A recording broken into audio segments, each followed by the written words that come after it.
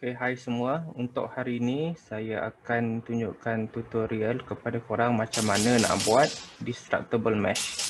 So kalau tengok kat sini, kalau saya tembak mesh tu dia akan pecah.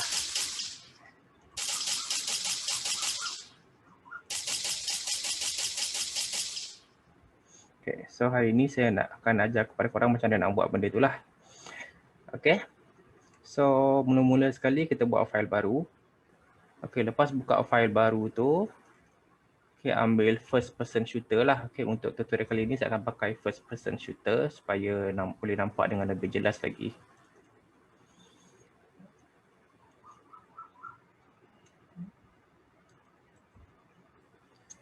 Okay, create project. Okay, selepas itu untuk buat destructible mesh tu, okay, apa yang korang perlu buat mula-mula sekali, okay, pergi dekat edit. Okay, ambil plugin. Okay, dia akan keluarkan pop-up window yang macam ni. Lepas tu search Apex Destruction ni. Okay, bila dapat Apex Destruction ni, korang enable dan restart Unreal Engine tu. Okay, saya punya Unreal Engine dah restart.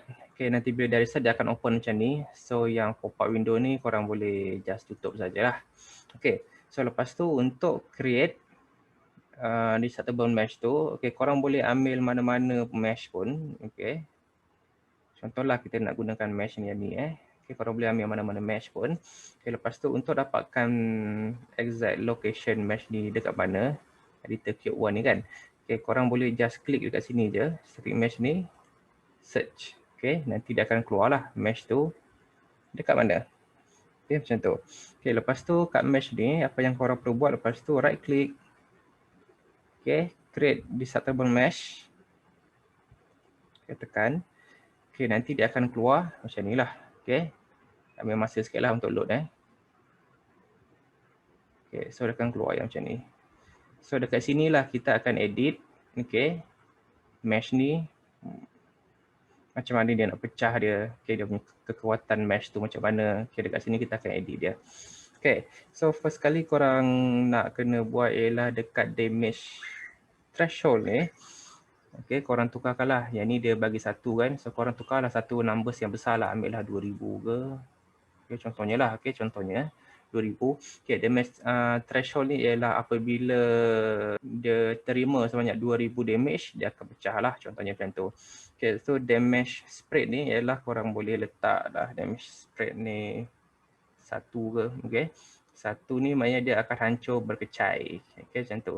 Okay, kalau lagi kecil numbers dia, okay, maknanya serpihan tu hanya akan berterabur di sekeliling situ sajalah. So lagi besar numbers dia, okay, serpihan tu dia akan bersepah di mana tempat lah. Okay, macam tu. Contohlah letak satu lah contohnya. Okay, so lepas tu korang pergi dekat sini, enable damage impact ni, korang kena tick lah. Okay. Okay, enable damage impact ni korang kena tick supaya apa-apa saja yang collide, okay, dengan mesh tu, so benda tu akan pecah lah, mesh tu dia akan pecah. Okay, so lepas tu tekan pergi dekat debris ni. Okay, debris ni ialah dia ada bagi lifetime minimum dengan lifetime maximum. Okay, debris ni ialah dia punya serpihan tu kalau kita ambil lifetime dia. Okay, minimum contohlah ambil 5 saat dengan maksimum dia 10 saat. Okay, 10 saat pun dah cukup lah. Okay, maknanya bila mesh tu pecah, okay, dia mesh tu akan ambil masa sebanyak 5 hingga 10 saat dan lepas tu dia akan hilang. Cubalah bayangkan kalau korang ada banyak, okay, mesh yang boleh pecah di dalam tu. Okay, di dalam korang punya level tu, so benda tu akan mengambil RAM yang banyak lah. So untuk elakkan dia ambil memori yang banyak, so korang akan buat dia hilang lah. Okay, maknanya mesh tu dia akan destroy, dia akan hilang. So korang punya memori tu tak adalah dia makan banyak sangat. Okay, so lepas tu, okay, dekat flags ni, okay, korang tekan accumulate damage ni. Okay, maknanya dia akan kira lah berapa banyak damage tu yang mesh ni akan ambil. Okay, lepas tu korang ambil debris timeout ni. Okay, maknanya dia akan hilang apabila pecah. Okay, dan lepas tu dekat hierarchy depth ni. Okay, debris depth ni korang letak lah. Okay, tekan dulu. Okay, and body debris korang letak lah 1. Okay, maknanya debris tu dia akan pecah dari luar lah, bukannya dari dalam. Okay. Okay, lepas tu dekat fracture setting ni, okay, ni semua dah okey lah ni tak ada apa-apa. Okay, general ni, okay, random seed ni aku nak letak lah apa-apa nombor je. Okay, maknanya random ni maknanya dia akan, contohlah akan letak nombor 8 lah contoh ni dia akan pecah dengan 8 cara lah. Okay, 8 ke kalau boleh letak 10 ke ikutlah. Okay, 3 ke kalau nak. Okay, letaklah berapa nombor saja, dan nombor benda tu tak ada problem pun. Okay, so lepas tu, okay, kalau kita tengok exploit amount ni, okay, 0.1 dia akan macam tu lah dia akan jadi macam tu lah. So kalau kita letak dia lebih besar, okay, contohnya kita tekan dulu, okay, fracture mesh ni. So kalau kita letak dia, okay, dia punya amount dia lebih banyak, okay, dia akan lebih besar lah berkecai dia. Okay, so ambil lah 1 dulu lepas tu save. Okay, lepas tu boleh pangkah je korang punya tu. Okay, so lepas tu benda ni korang dah set lah korang punya mesh ni. Okay, apa yang korang boleh buat ialah korang boleh tarik benda tu. Oh bukan bukan yang ni Okay, make sure 1M3 DM ni di settable mesh ni. Okay, korang boleh tarik masuk dalam ni. So biarkan ni ke atas sikit, make sure dia ada level. Okay, lepas tu okay, apa yang korang boleh buat lagi dekat physics. Okay, di bawah details ni, dekat physics ni. Okay, korang stimulate physics. Okay. Dan lepas tu tekan ni, so dia bagi korang lebih banyak option lah. Okay, start awake ni korang untick. Okay, supaya okay, kalau korang tick start awake ni, okay, nanti mungkin korang punya mesh ni nanti dia boleh interaksi dengan gravity dan dia akan tiba-tiba pecah macam tu. Okay, so kita untick start awake ni, okay, supaya nanti bila dia collide dengan bullet tu, okay, dengan apa bullet ke, dengan orang langgar ke apa ke, baru dia pecah. Okay, so selepas itu kita pergi dekat content browser, okay, pergi dekat first person DP, kat blueprint. Okay, sekarang ni kita nak buat dia punya bullet dia apabila kena mesh tu akan pecah lah.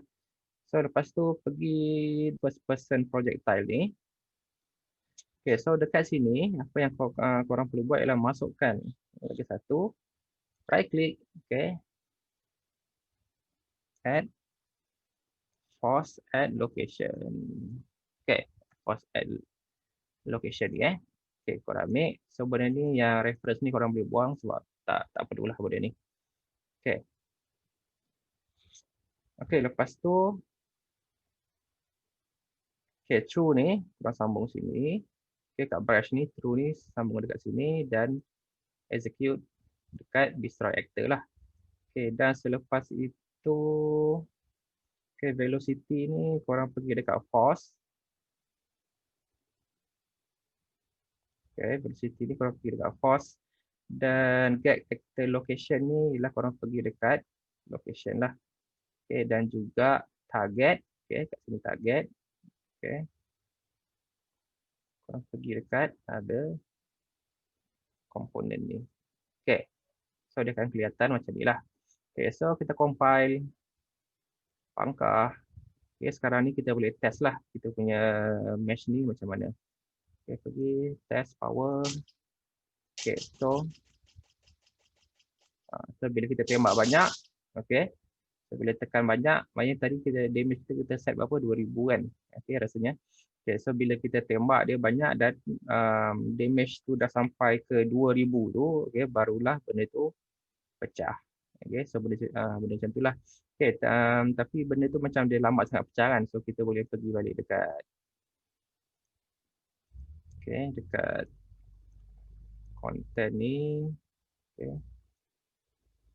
Kita boleh edit dia lagi lah. Edit. Pergi dekat. Okay. Okay, so benda ni kita boleh edit lah. Kalau kita tak nak dia dalam 2000, kita boleh buat 300 ke contoh dia lah. Okay, dalam 300 ke. Okay, enter. Demonstrate ni dia akan. Okay, mungkin kita nak dia hilang dengan cepat. Okay, mungkin boleh lah buat 8 ke. 10 lah, tapi saya dia akan 10 lah. Okay. Okay, mungkin kita boleh buat dia lebih macam itulah. Okay, save. Okay, dan kita boleh play dia. So dia akan pecah dengan lebih cepat lah, buat keras. Okay. Okay, so kita edit balik.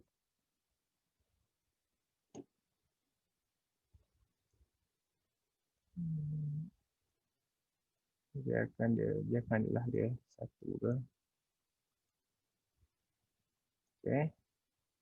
300 ni macam okey lah tadi. Okay. Play.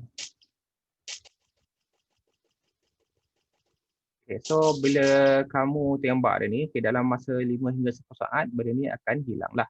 So benda tu tak akan makan korang punya memory punya RAM. So benda ni juga boleh, contohnya kalau kita bagi atas, dia akan interact dengan gravity jugalah sebenarnya.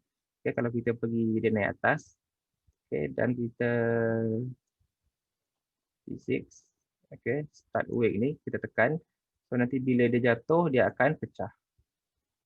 Macam itulah. Okay, dia akan pecah jugalah, dia boleh interact dengan gravity juga. Okay, so dia akan hilang lah nanti. Okay, so kita cuba balik pergi dekat blueprint. Okay, blueprint projectile tu. Okay, so kalau contohnya kalau kita instead of kita ambil force dan kita ambil impulse tu, okay, dia akan act different lah benda tu. Dia akan berfungsi dengan lain lah. Okay, contohnya kita tengok. Okay. Oh, lupa pula. Okay, kita bagi di bawah.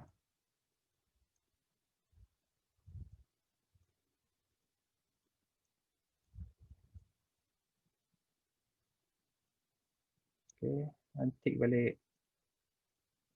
Okay. So bila kita tembak, wow, melantun. Okay. Atau kita tak nak dia melantun. Okay, macam tu Okay, so bila kita letak apa ni, yang kalau kita tak gunakan force, kita guna impulse tu. So apabila kita tembak mesh tu akan melanting ke dinding, baru dia pecah. So kita tak nak macam itulah. Okay, kita sebenarnya apa yang kita nak ialah apabila kita tembak dan dia akan terus pecah. Macam tu Okay, apabila kita tembak dia akan terus pecah. Macam itulah.